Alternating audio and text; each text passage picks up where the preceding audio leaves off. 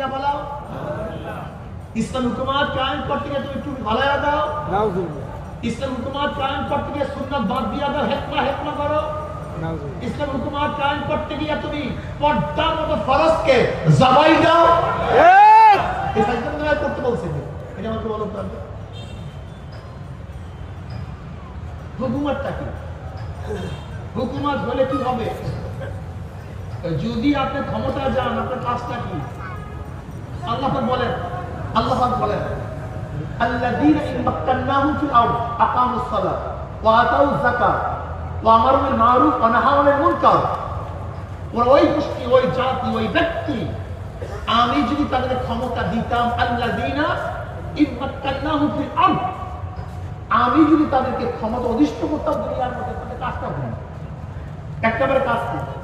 নামাজ কায়েম করা জোরে বলেন কি নামাজ কায়েম করা নাম্বার 2 যাকাত আদায় করবে নাম্বার 3 সব কাজের আদেশ করবে নাম্বার 4 এই তো হঠাৎ করে নিষেধ কাজ হলো প্রথম ক্ষমতায় যাওয়ার প্রথম কাজ হলো নামাজ আচ্ছা বলেন তো আগে নামাজ পড়তেন না চরমনায় যাওয়ার পরে নামাজ শুরু করছেন এরকম কেউ আছে দেখছেন ক্ষমতা গেলে কাম সেই কাম তোমরা করতেই গেছে কি করলাম তুই মাথায় ঘিলু আছে আমরা ফেল করলাম তুই ক্ষমতায় গেলে যে কাজটা হবে নামাজ কায়েম করা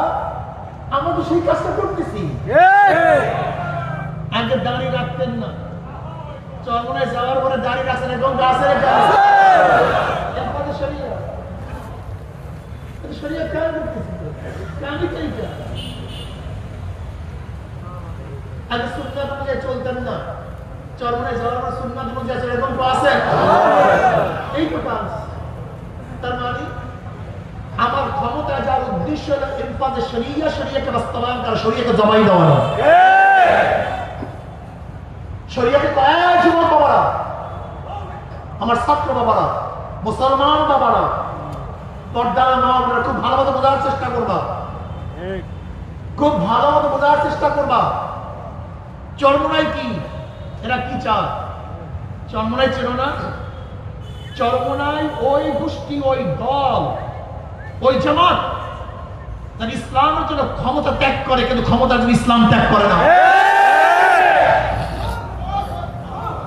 যারা মাওলাকে পাওয়ার জন্য ক্ষমতাকে লাথি মারে কিন্তু ক্ষমতার জন্য আমার মাওলাকে ত্যাগ করে না তারা সেই গোষ্ঠী সেই দল